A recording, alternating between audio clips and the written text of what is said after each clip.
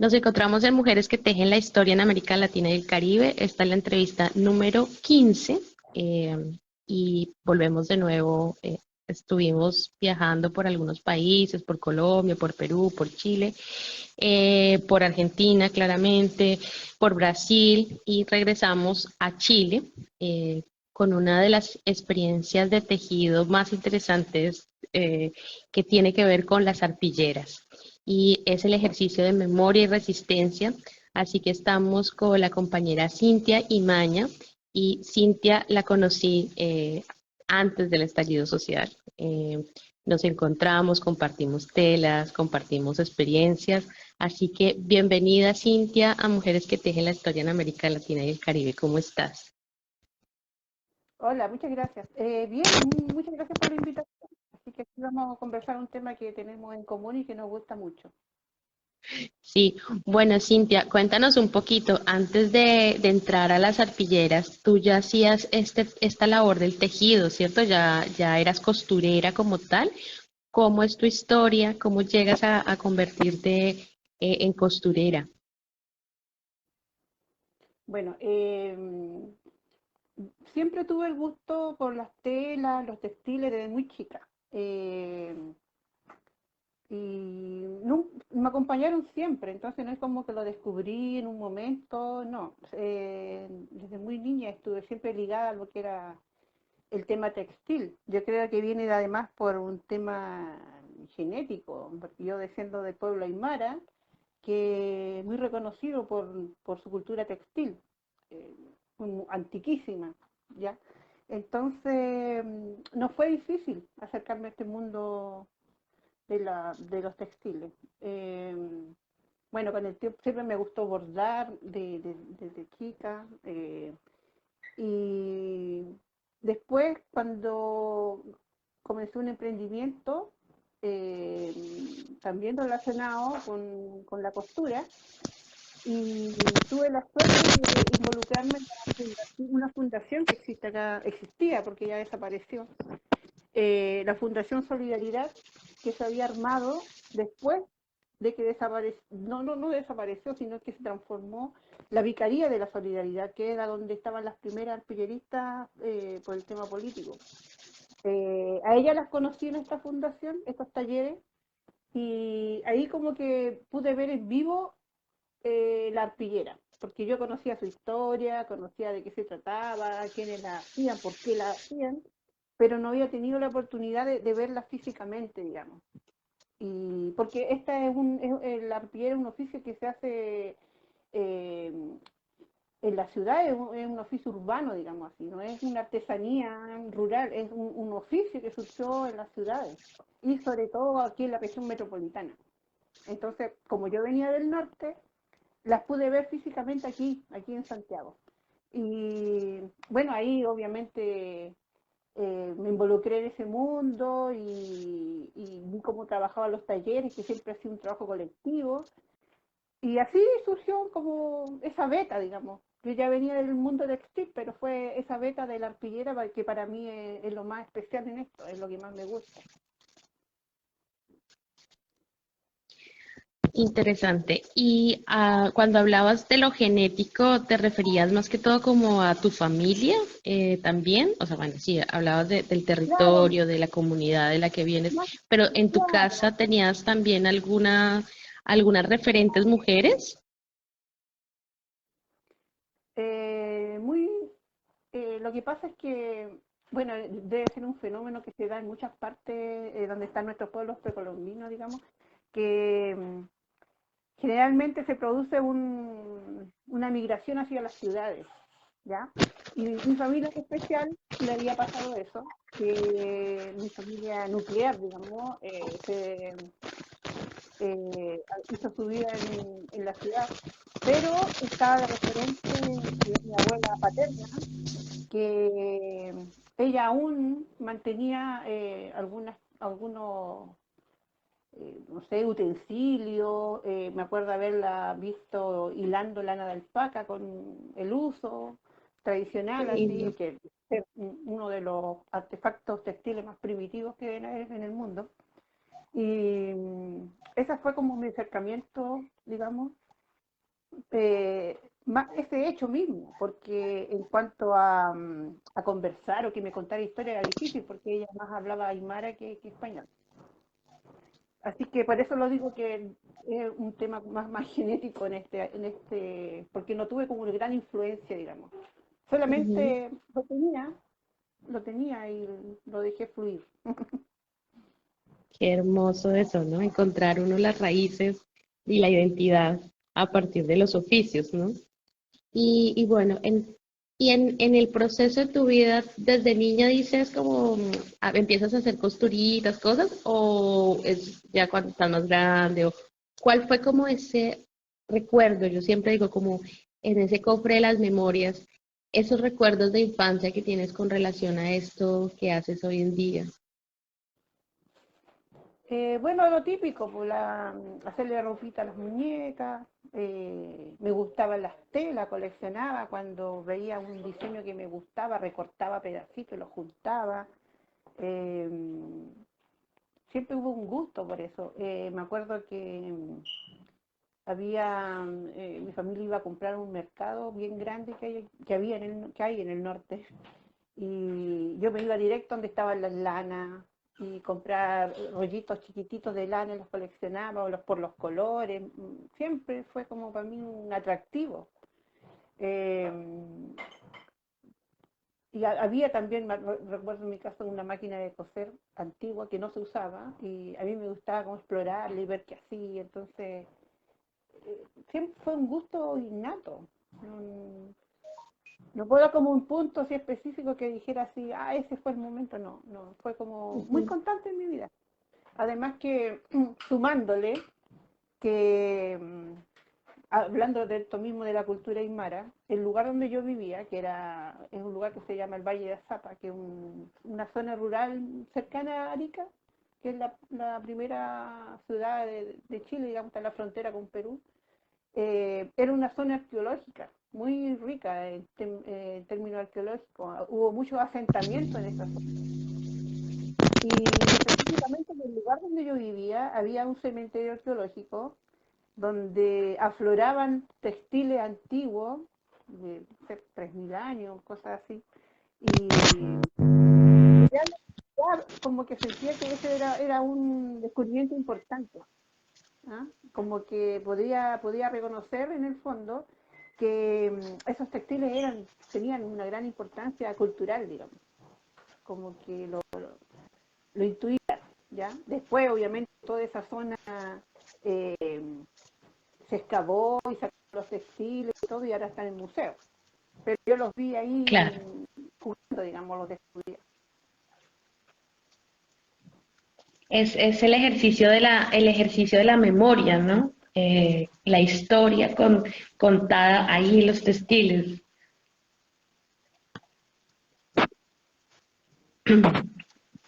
Claro, Eso claro. es En el sitio, digamos, donde yo mismo vivía.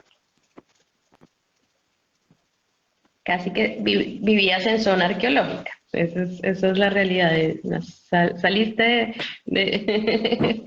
del contexto más histórico y más importante de todos. Creo que se nos está yendo un poquito la señal, quedaste un poco congelada. ¿Me estás escuchando? Sí, es que no, yo no te escucho. Ah, Ahí, bueno, ahí sí, sí. es que fue como, sí, ya volvimos, sí. Interesante, y vuelvo, ¿y nos podrías relatar un poco el ejercicio de la migración? O sea, en el momento en el que sales de tu territorio y te incorporas ya a la ciudad. La migración desde las zonas digamos, de lo rural hacia las ciudades. Sí, ¿Sí? Ya. Bueno, ese es digamos, un ¿eso fenómeno que se obedece da. por una decisión, como una decisión de estudiar y eso, o obedece a qué decisiones? Exactamente. Bueno, yo creo que es un fenómeno que se da en todos los pueblos de aquí de América Latina, que eh, ellos obviamente han desarrollado su cultura en sus territorios ancestrales, pero cuando comienza este fenómeno como del urbanismo y la economía, que se empieza a centrar en los núcleos urbanos, eh, mucha gente de estos pueblos migró hacia las ciudades. No solamente por el tema educacional, sino que también económico, ¿ya? Y yo creo que mucho tiempo atrás, todo a lo mejor que producían estos pueblos, ya sea como su artesanía y cosas así, no eran valorados. Ahora, en estos últimos años, obviamente ha tomado un gran repunte, pero yo te estoy hablando, no sé, 40 años atrás, esto no era así, no era algo que se valoraba. Entonces, obviamente, atrás, por el tema económico, muchas familias de esos pueblos tuvieron que emigrar a las ciudades y terminaban perdiendo la lengua, digamos, la lengua originaria. En este caso, como te cuento yo, mis tíos, esa generación de mis tíos, mi papá, ya no hablaban aymara, ¿ya? De mi abuela hacia atrás sí, pero ellos ya no. ¿Por qué? Porque tenían que involucrarse en sus trabajos en la ciudad, en la escuela, que en ese momento no eran como bilingües, digamos, no se permitía, no había tampoco conocimiento de la lengua aymara en este caso. Así que se perdió Ujú. mucho, yo creo que no solo el tema del idioma, del lenguaje, sino que además los oficios también. Eh, no servían esos oficios ancestrales a la economía, digamos, a la economía urbana. Aquí necesitaban obreros, necesitaban gente para las fábricas, no necesitaban artesanos. Los sistemas de producción estaban pensados en la industria y se Claro, perdió toda esa identidad, ¿no? Y esa riqueza cultural, la conexión con la cultura propia. sí, Cintia, gracias por compartir eso porque es muy importante reconocer las rutas, ¿no? Reconocer las rutas donde quedó la desconexión con nuestra historia. Es como, te iba a hacer una consulta. Antes de irnos de este espacio de la cultura propia aymara, ¿cuál era o qué imágenes tenías tú del papel de las mujeres en la cultura aymara? ¿Tienes algún recuerdo o has podido hacer alguna lectura analítica frente a cuáles eran sus roles, cuál era su ubicación dentro de la comunidad? claro. Sí, porque en el fondo tuve la suerte de yo no llegué a vivir en una ciudad, yo llegué a vivir en un valle que de todos modos estaba como un poco industrializada la producción rural, digamos, pero llegó mucha gente de estos del altiplano, que es la zona aymara, digamos, de acá de la zona norte chilena, bajó hacia los valles. Entonces ahí pudieron mantener su tipo su calidad o sea, su tipo de vida, sus costumbres, porque no era la ciudad, digamos. Y ahí, bueno, tuve mucho contacto, yo fui a una escuela rural, así que mis compañeritos de chica eran niños aymara, y la mujer, en el fondo, yo lo que encuentro era que era el centro de la familia, ¿ya? De ella dependía todo, o sea, dependía eh, la crianza de los animales, la producción de sus huertos, eh, todo lo que mantenía el hogar. En ese tiempo, en esos lugares no se cocinaba con leña, tenían que ir a recoger la leña, de paso sacar el pasto para los animales, guardarlo en la noche. eh, Así que en el fondo la mujer era muy activa durante, yo creo, las 24 horas del día, en cuanto a la vida familiar. De ella dependía todo, todo. Además que, por ejemplo, en la familia se entraba o sea, se comenzaba a trabajar de muy niño. Entonces la Claro. niñita de chiquitita siempre aprendiendo el oficio de los textiles, que eso nunca se perdió en el fondo, ¿ya? Quizás se hacía menos, pero siempre se hizo, nunca se perdió. Y las niñitas aprendían de muy chica eso. eh, Las vestimentas, además, tampoco. Yo lo vi que se perdiera. Ellas continuaban vistiendo con sus polleras y sus mantas. Era muy bonito. Y, pero lo que recuerdo sí es que la- era el centro de la casa, del hogar y de la familia, la mujer. El papel de ella era indiscutible. O sea, yo siempre vi a las mujeres aymaras con su guaguita en la manta atrás, viendo para todos lados con ella. eh, Volvían al campo después que las guaguas nacían, aquí, a los bebés, la guaguita, eh, volvían al campo al día siguiente, o sea, se colgaban la guaguita atrás y al campo de nuevo. Así que muy, muy activa y un trabajo muy esforzado. Sí, y eso también me trajo muchas imágenes de algunas otras comunidades indígenas, ¿no? Porque hay algunas prácticas que pueden ser muy comunes frente primero al rol de las mujeres dentro de las comunidades, ¿no? Como lo que decías, ser casi que es la cabeza, el centro, la actividad, la generadora, ¿no? La generadora de todo y el pilar, ¿no? Se convierte como en un pilar ahí.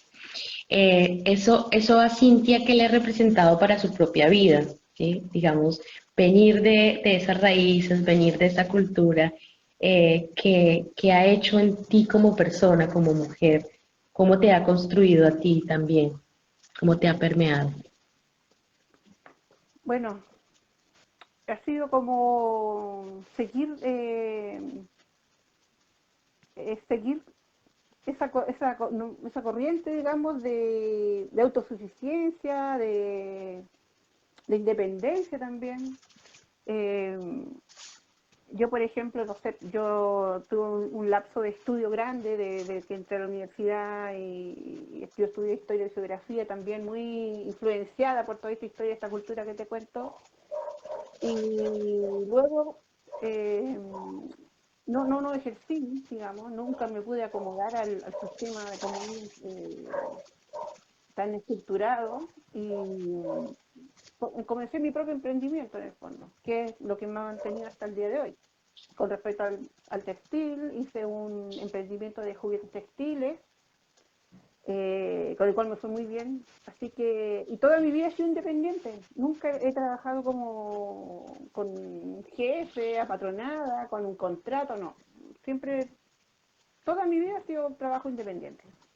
Y encuentro que eso también, y hay que ser bien valiente en el fondo para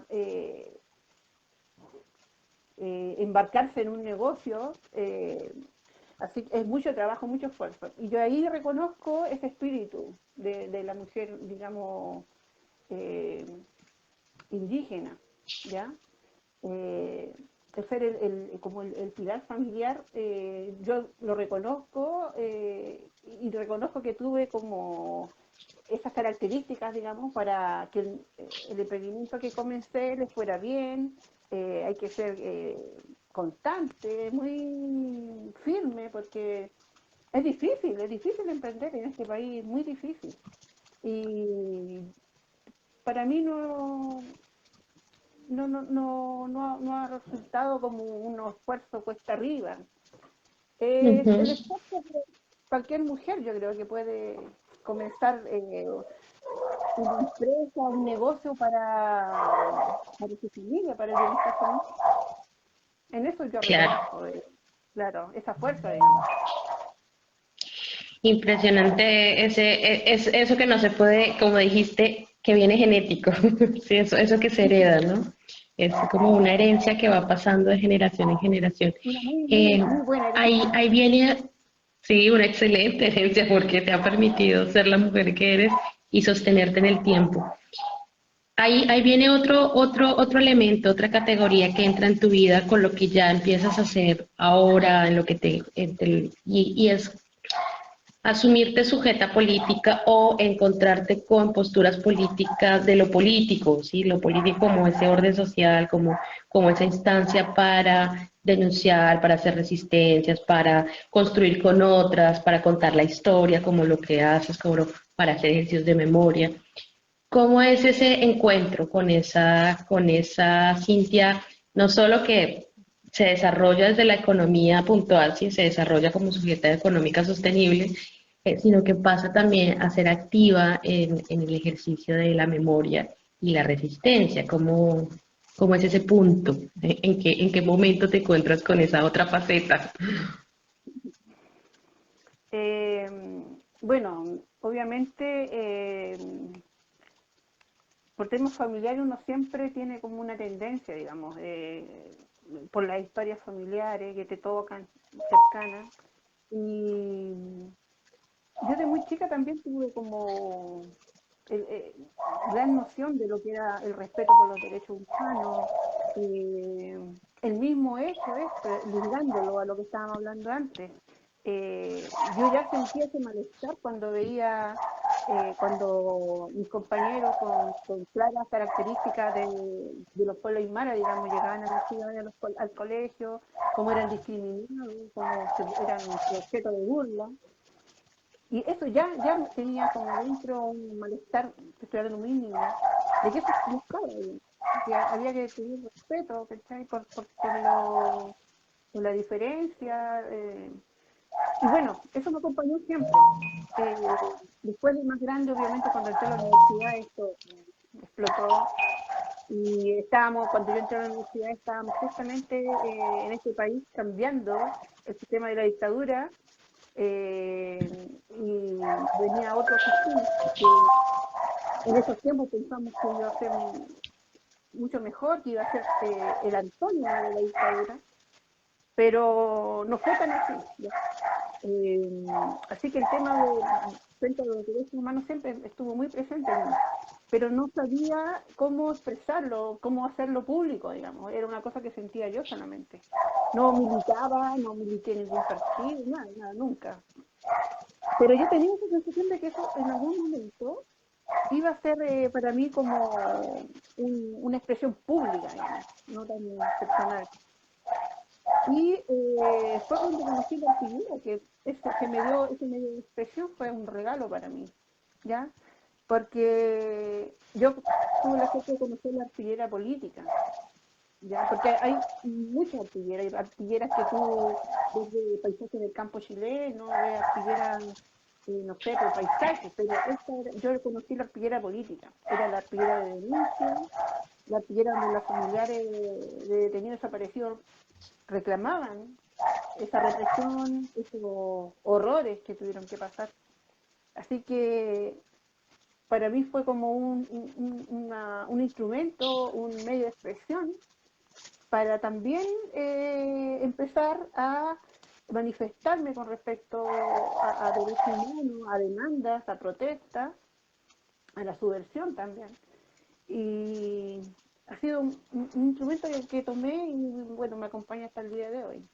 Yo cuando conocí la arpillera, estoy hablando como alrededor de 15 años atrás, si es que era un poquito más, y esa historia me ha acompañado siempre, y siempre, más que practicar, que hacer arpillera ni nada, me gusta más difundir de qué se trata este textil, digamos. Que más que un textil, es como un objeto de un testimonio vivo de lo que pasa. Y siempre ligado a, grupos reprimidos, ¿ya? Y en este país hay temas, muchos temas. Están las mujeres, están los pueblos indígenas, los niños, eh, los grupos que están fuera del sistema.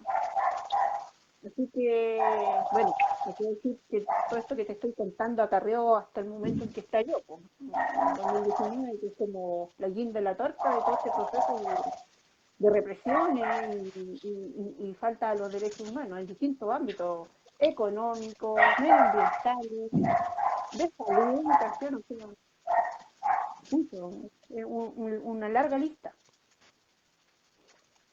Sí, es como decíamos al principio, antes de esta charla, un sistema que está diseñado para seguir pues haciendo la opresión, ¿no? Seguir, digamos, generando un poder sobre que no es un poder democrático finalmente, sino sigue con esquemas con esquirlas de esa dictadura, ¿no? Como en estos ejercicios de control y de violaciones también de derechos humanos en algunos escenarios y se evidenció dentro del estallido social que se genera a partir del 2019, ¿no? Con las personas que hacían parte de la protesta. Las cosas que sucedieron fueron personas igual que también desaparecieron en sus momentos, que fueron asesinadas, los chicos y las mujeres que recibieron el impacto de balín en los ojos y que perdieron la vista. Eso, bueno, eso lo relata uno de los informes de las Naciones Unidas también, ¿no? Entonces no es como que lo estamos inventando aquí. Bueno, Cintia, sí, no estamos hablando como pavadas. Bueno, Cintia, en este ejercicio te he visto muy empoderada, o sea, entras y como dices, comentas y encuentras el relato textil como una pieza importante, ¿no? Como un tesoro. Y he visto como dos elementos que me gustaría resaltar. Uno, han ampliado la red, digamos, de trabajo en la base, ¿no? Como que más personas se suman, más organizaciones se suman. Parecen hormiguitas, ¿no? Van a un colectivo, van al otro, hacen un escenario público, van a la plaza, tejen en un lado, en otro.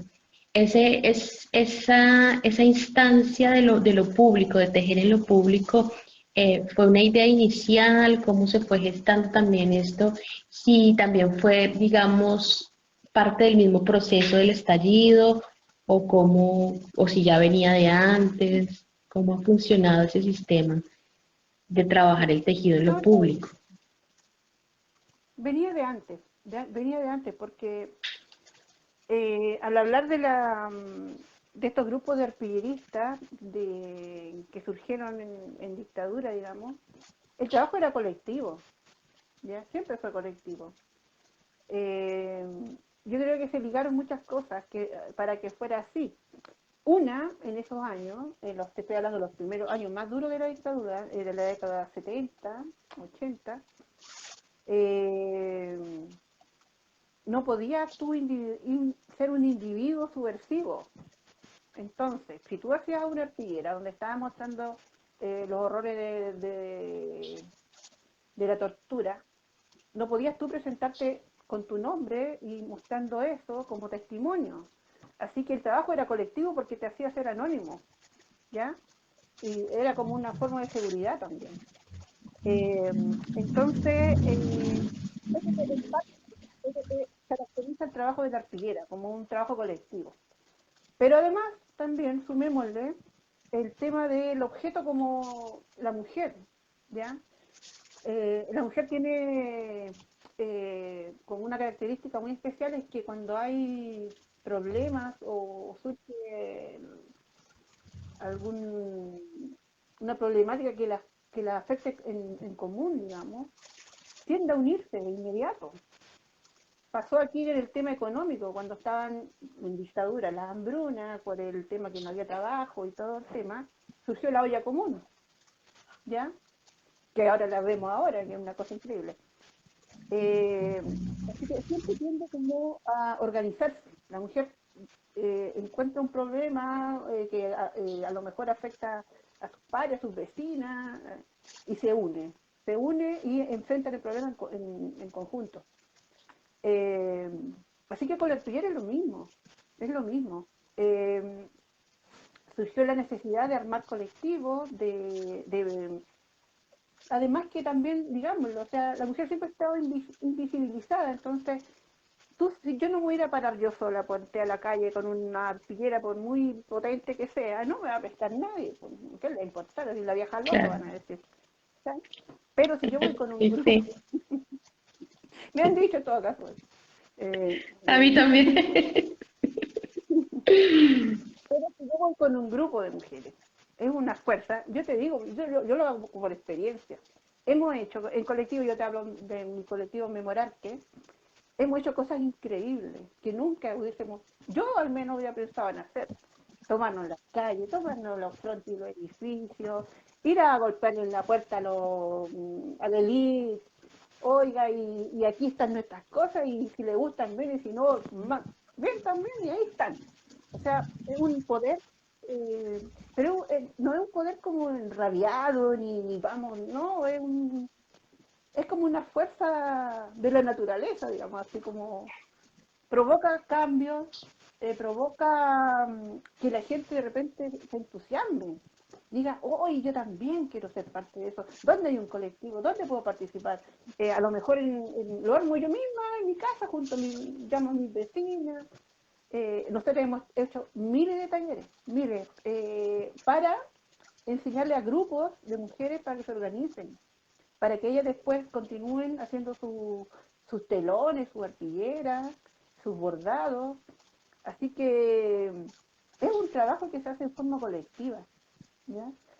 Yo creo que va intrínseco en la forma de ser de la mujer. Ahora le llaman, no sé, pues, le dicen, surgió el nombre de la sororidad, no sé, pero esto es antiquísimo, o sea, es, Claro.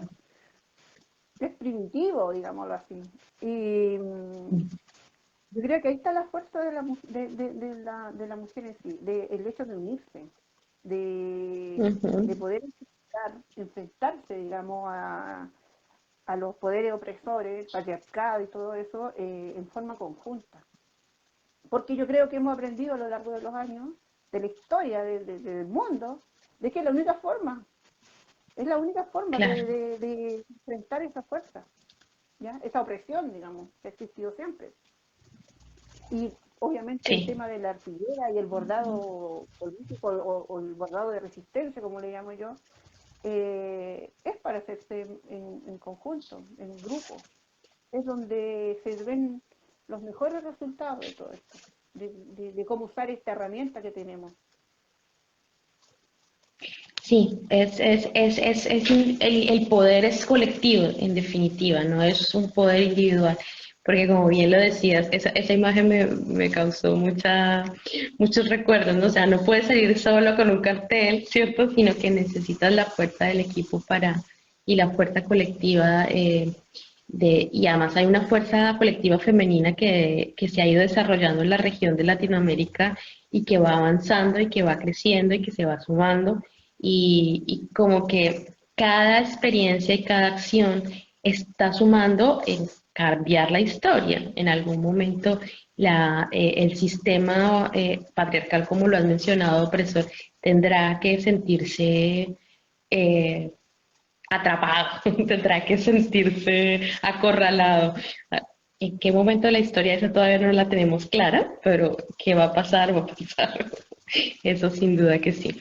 Así que, Cintia, muchas gracias por contarnos parte de tu vida, de tu historia, que es muy valiosa, de tu cultura y de este trabajo que vienes haciendo con el colectivo Memorarte.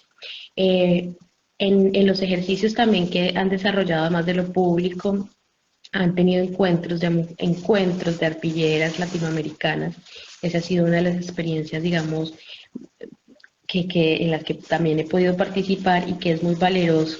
Cuando ustedes encuentran también esas otras experiencias arpilleras en otros lugares de Latinoamérica, que han conectado ahí, que han visto, cómo eso también les ha ayudado a sentir esa fuerza interna para continuar y bueno, qué lecturas hay ahí en esos encuentros latinoamericanos. Bueno, bueno, memorarte en ese afán, digamos, de no pedir permiso para nada y tomarnos los espacios. De la nada hicimos nuestros encuentros de arte textil y resistencia. Vamos en el tercero, eh, solamente con las ganas, ¿ya? Todo este trabajo ha sido solamente con las ganas. Y ha sido muy exitoso, o sea, han sido espacios muy bien aprovechados. Hemos conectado, como tú mismo dices, con otros grupos, incluso de fuera del país, que eh, han venido a contarnos su experiencia Dentro de Chile también gente que viene del norte, del sur, y contarnos su experiencia en cuanto a sus territorios. Y ha sido muy enriquecedor porque se han dado redes que se mantienen hasta el día de hoy. Cómo cada una enfrenta la problemática local que tiene, que estoy hablando ya sea dentro de Chile o fuera de Chile, cómo ha enfrentado su problemática local denunciando a través del textil, denunciando, protestando a través del textil. Por ejemplo, cuando vinieron el primer encuentro, recuerdo que vino un grupo de Perú y su arpillera en el fondo reflejaban lo que era la vida rural, la vida en el campo, que es como el principio de lo que hablábamos, cómo la migración ha causado que esas costumbres, esos oficios se vayan perdiendo y diluyendo, y ellos lo rescataban a través de su arpillera, como que lo ponían en valor, ¿ves? Después, y obviamente acá en Chile, por ejemplo, venía un grupo del sur y decía, nosotros tenemos problemas en nuestra localidad medioambiental, que hay si quiere, una represa, están talando unos bosques, y nosotros nos juntamos y hicimos esta arpillera que reclamando que no estamos ciegas, o sea, estamos viendo lo que está pasando, y no nos gusta. Claro. Y si no nos gusta, nosotros vamos a hacer esto y vamos a reclamar y vamos a salir a la calle. Lo mismo en el norte con el extractivismo minero, que deja la embarrar ensuciando el mar, ensuciando los ríos, la poca agua que hay en el norte. Entonces, lo que nosotros hemos visto en estos encuentros es que la herramienta, digamos, el instrumento es el mismo. Las temáticas varían, pero siempre está ese afán de usar la arpillera o el textil o el telón o el bordado, como queramos decirlo, que todos tienen la base común, digamos, usarlo como medio de expresión. Es la forma de expresarnos, el demostrar que aquí estamos y que nos estamos haciendo los tontos con lo que está pasando, por más poderoso que sea quien nos está causando ese daño, ¿ya? Y uno podrá pensar, quizá alguien que está como fuera, ve fuera de todo esto que te estoy conversando, alguien que no tiene idea de la piel, no sé, y dice, ¿y para qué ganan con eso? Y te juro que se gana, porque en el fondo nos une como grupo, estamos todos bajo una misma causa, une al grupo que está siendo afectado, ¿ya? El hecho de que nos juntemos a hacer un telón en una tarde en una casa de alguien o en la plaza pública, ya provoca impacto, ya es un impacto, porque en el fondo te sientes parte de una causa más importante a lo mejor que los problemas que tú tienes en tu casa. Es una cosa que se extrapola, es un problema común de mi comunidad. Entonces te presenta no solo como un sujeto independiente de tu mundo propio, de tu casa, sino que también te convierte en un sujeto social, en un sujeto comunitario. Soy parte de una comunidad. Eso es súper importante. Es súper importante porque eso te va a permitir que si tienes tú después un lío en tu casa, una cosa particular, lo enfrentas de otra manera. No te sientes que tienes el mundo encima o que esto es insalvable. ¿Me entiendes? Claro. Entonces, todo eso que te hablo yo lo hemos experimentado en estos encuentros porque han llegado grupos de localidades muy chiquititas con sus problemas que nosotros no teníamos idea y se han hecho públicas. Tú sabes que ahora las redes sociales son súper importantes. Entonces, a lo mejor en ese pueblito donde tenían ese problema de que, no sé, una forestal tiró todos los árboles de abajo, allá a lo mejor, no sé, son tan pequeñitos que a lo mejor nadie se enteró, no salió por los diarios, por la tele, pero si llega un encuentro donde hay muchas mujeres que nos enteramos de esto y empezamos a compartir por nuestras redes, oye, acá ya está pasando esto, se hace visible, ¿entiendes? Claro. Así que estos encuentros son súper importantes. El año pasado vino gente, tú estuviste en el antepasado, en el Museo de Educación, parece. Bueno, Cuando vino ahí Brasil, vinieron, tuvimos sí, de Brasil, porque Colombia tenían también. serios problemas con las comunidades del Amazonas, que están destruyendo para hacer represas, de Colombia también por el tema de las migraciones, por los conflictos políticos, por el conflicto armado, como mucha gente migró, y no solamente eso, sino que también la reparación de esos grupos, porque el daño que se Claro. hace cuando tú dañas, afectas a una comunidad, el daño no solamente es a lo mejor económico, es un daño también moral, ¿ya? De desarraigo.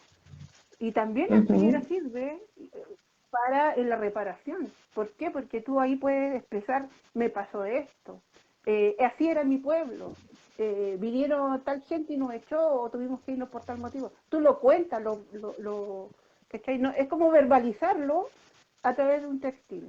Y sobre todo, yo siempre hablo de las mujeres, tenemos como eh, la lengua, el corazón unido a una aguja, pero a lo mejor los hombres les cuesta más. Y últimamente también se ha utilizado mucho esta herramienta para involucrar al hombre también. Ha sido, y últimamente yo he visto que ha sido muy beneficioso para ellos. Ujú. En Qué Colombia linda yo sé esta que hay historia grupos, de vida. sí, en Colombia yo sé que hay Y grupos qué de lindo esto. exclusivamente de hombres bordadores. Sí, y qué lindo, no, o sea, no solo tu historia, sino el cómo, cómo relatas el cambio y las acciones políticas y sociales que genera estar en escenarios de incidencia como este, desde el arte textil y la resistencia. Así que bueno, y sí, lo de los hombres lo hemos visto también. En Colombia vimos también cómo se empezaron a incorporar jóvenes, niños de colegios, y te saca del estereotipo también, de los roles de género y te saca de esa construcción social de lo que es hombre y mujer, sino que te da también otras posibilidades de encuentro y de salir de esos discursos comunes también, ¿no? Sí que definitivamente es grande lo que hace el trabajo de las arpilleras. Otro suceso que no quería olvidar es ahora, bueno, están en el museo. Una cosa es la acción política en la calle, en los grupos, no sé qué, y ahora pasar a esta estructura del museo.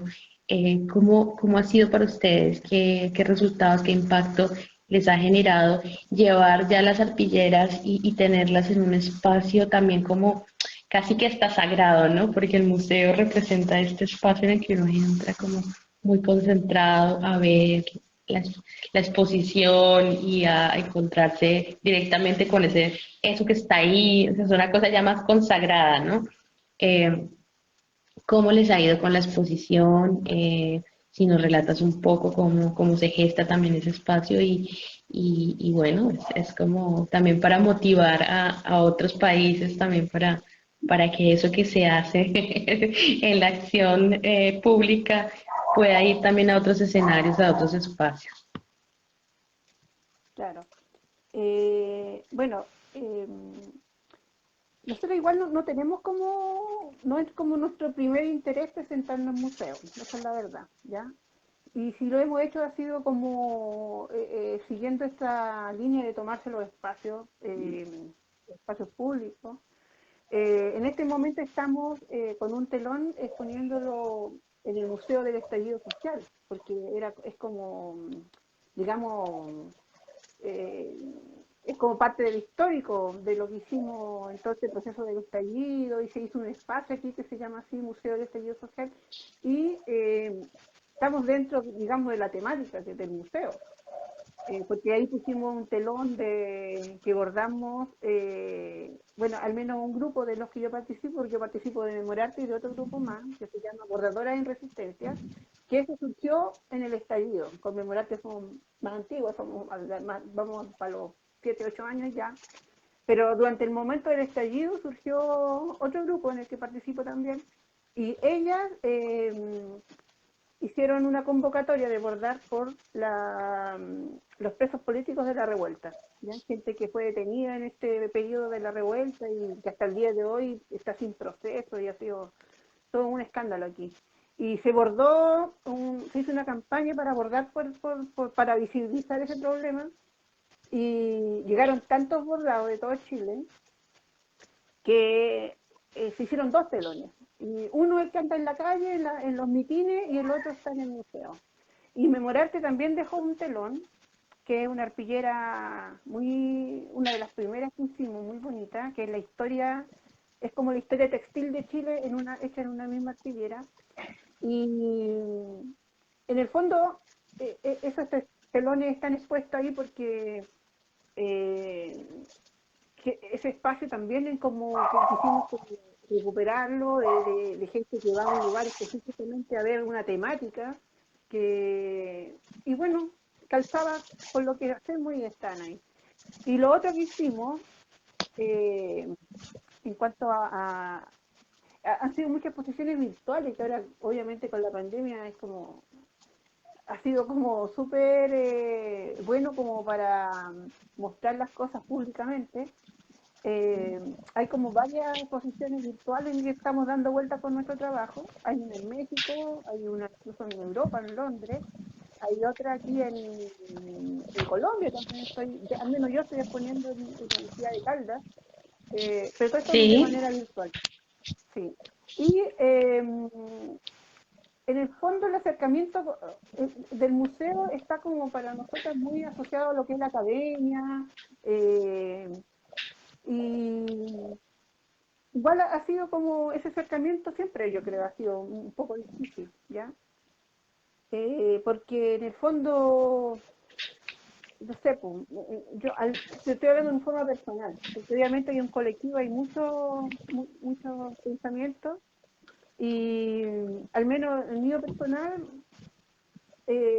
mi trabajo no está muy asociado a la academia, lo mío es la calle, es la gente que quiere, no sé, pues, un barrio, un pueblo. Así que mostrar mis cosas, al menos en un museo, no es como para mí una prioridad ni un objetivo. Ujú. Pero como colectivo nos han invitado, sí, nos han invitado y si vemos que la convocatoria tiene cosas, puntos en común con nuestro trabajo, lo aceptamos, tampoco nos negamos. Claro. Y lo otro último que hicimos fue en el GAM, en el centro, ahora para el 8 de marzo, eh, todo esto te estoy hablando pura gestión de nosotros, ¿ya? Fue una idea que tuvimos, se la propusimos al Centro Cultural GAM, Gabriela Mistral, y dijeron, ok, lo aceptaron, y están expuestos en la fachada del edificio.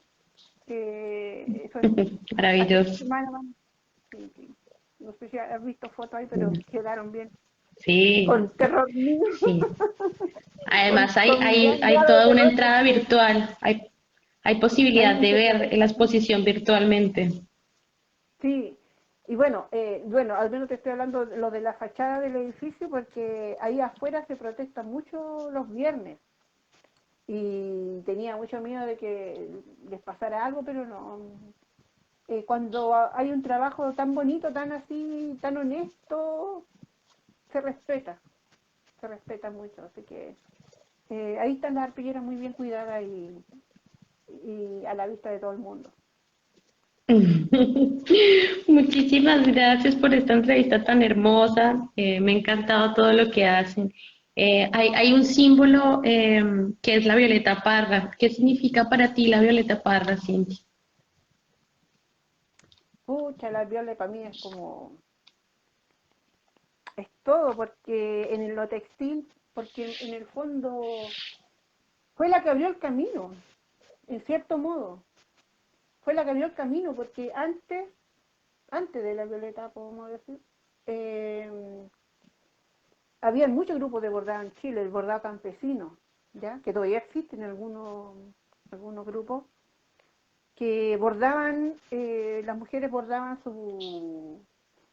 lo que veían, el folclore, sus costumbres, bordaban, no sé, por el arreo de las ovejas, de los huertos, eh, la trilla, que es cuando los caballos así limpian el trigo, era como lo cotidiano, lo que ellas veían.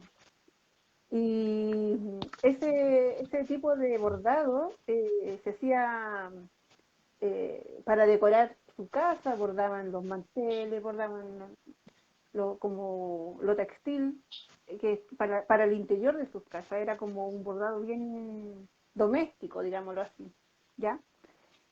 Pero Violeta Parra, que se paseó por los campos recopilando historias folclóricas, ya sea música, la poesía, también rescató lo que era el bordado.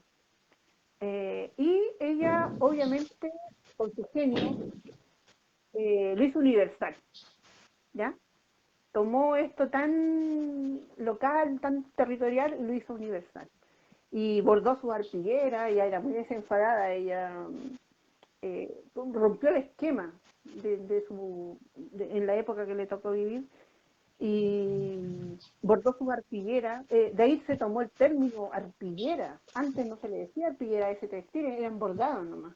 Ella se tomó el tema arpillera porque bordaba sobre una tela que se llama arpillera, ¿ya? Y bueno, ya sabemos dónde llegó ella con sus bordados. Ella fue y agarró sus bordados, se los puso bajo el brazo y se fue. Allá andaba en Francia, que para ella era como estar aquí a la vuelta de la esquina. Esos seres geniales que son como habitantes del mundo, ¿cachai? Van más allá de su territorio donde nacen, son como seres que pueden estar aquí, no sé, en Chile, en Europa, y son medio auténticos.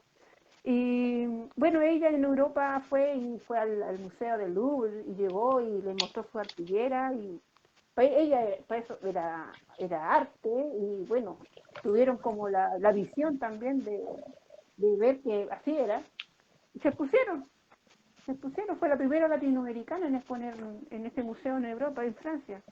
Y yo creo que le abrió la puerta porque se comenzó a valorar el textil ya como pieza artística.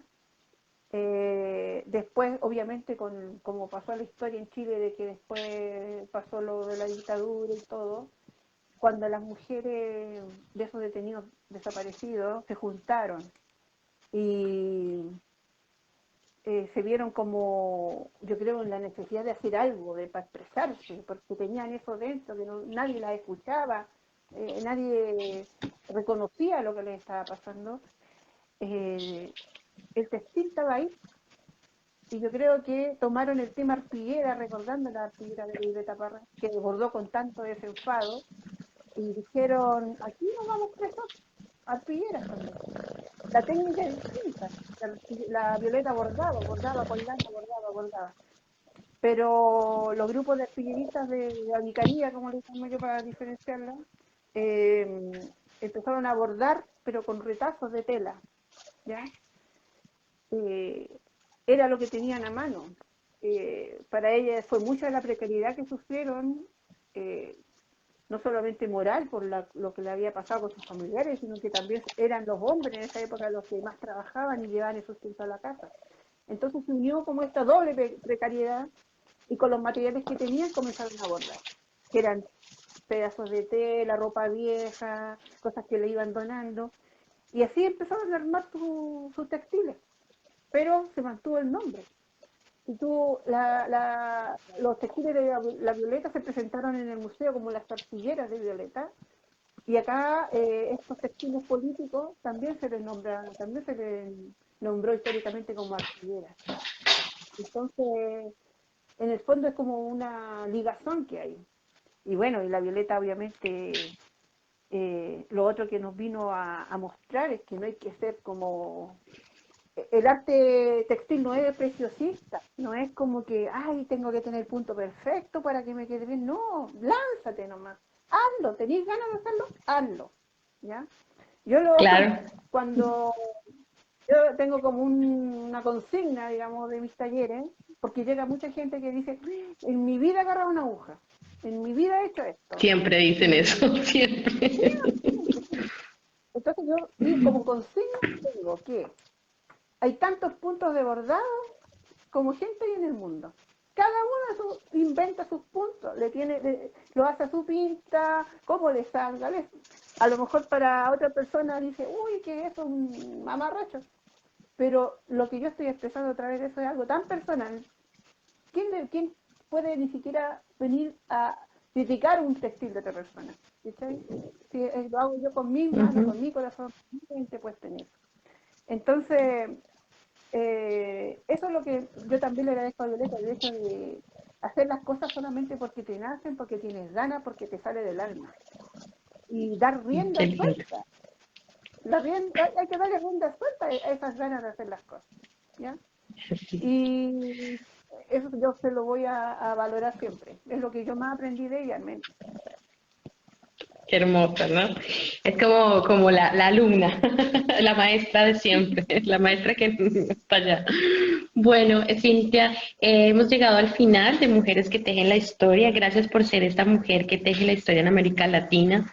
¿Cómo crees tú que vas a pasar a la historia? ¿Cómo crees tú cómo quieres que te recuerden en esta historia? Cuando mucha gente después, pues, en el tiempo pueda ver este material. ¿Cómo crees tú que estás pasando a la historia de América Latina? Mira, yo hago las cosas tan así sin tener como una meta que no te podría responder, la verdad. Porque no sé si quiero llegar aquí o acá. Yo hago las cosas y las cosas surgen, toman Espontáneamente. su propio camino. ¿Cachai? Eh, no sé, por ejemplo, yo una vez me junté le entregué una arpillera a una persona, a una escritora, porque me gustaba mucho, que había escrito un libro sobre arpillera, y después esa persona me dijo, Cintia, yo voy a hacer un libro de arpilleras. ¿Quiere hacer bordado para ilustrarlo? Y dije, pero obvio, y surgen así las cosas, sin buscarlas. Entonces no podría yo decir, no, quiero que me recuerden de tal forma o pasar de eso. No, no, te juro que sinceramente, te estoy hablando muy sincera de que no, ni siquiera se me ha pasado por la cabeza eso. No. Bueno, tú eres la historiógrafa. Muy seguramente te vamos a recordar con esa naturalidad y pasarás a la historia con esa transparencia, con ese amor esa ingenuidad también en lo que haces, ¿no? Como esa sencillez con que logras los procesos que has logrado, porque todos los procesos en los que te has embarcado y que has emprendido han dado muy buenos frutos, así que serás recordada siempre como una mujer que teje la historia en América Latina. Muchísimas gracias, Cintia y Maña, por esta entrevista tan linda. Esperamos que sigan tu trabajo también, donde podemos seguir a las artilleras, a memorarte, al grupo que tienes, como cuéntanos también cómo la gente puede seguirlos. Bueno, por las redes sociales, Memorarte, Instagram, así aparece Memorarte. En Facebook aparece como Memorarte Arpilleras Urbanas. Y el otro grupo que te comentaba también tiene Instagram y Facebook. Y en ambas redes se llaman Bordadoras en Resistencia. Y bueno, mis redes, Cintia Imaña, mi nombre.